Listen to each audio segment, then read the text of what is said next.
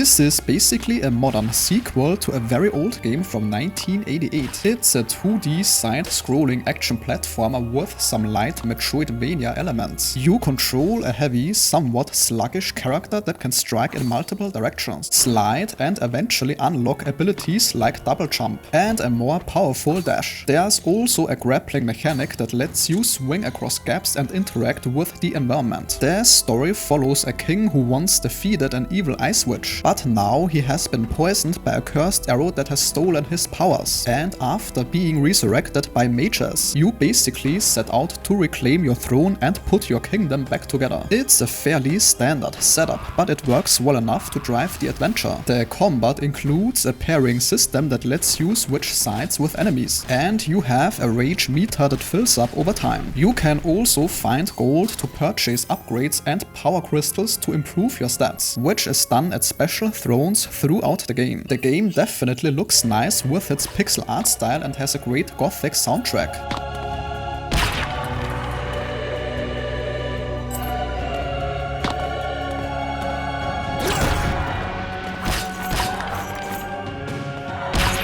But the platforming mechanics are a bit where it struggles. The jumping feels rather stiff, and the grappling and swinging elements can be particularly frustrating, which is unfortunate since they are used frequently. The game is not purely linear. You have some exploration with different ways leading to treasure, but it's more level-based than a full-on Metroidvania. There are simple puzzles scattered throughout the game that involve things like pushing blocks. The game is quite challenging, with some unfair enemy behavior and hits and bosses that are much tougher than the regular encounters. Thankfully, the checkpoints are generous and save your collected gold. The game should take you about 10 hours to complete depending on your skill level. The visual style is really well done. Dark and creepy enemies with good variety in environments. And the game's sound design nicely captures that retro feel. It's a good game that has the potential to be great in the future if the platforming and grappling mechanics are better executed.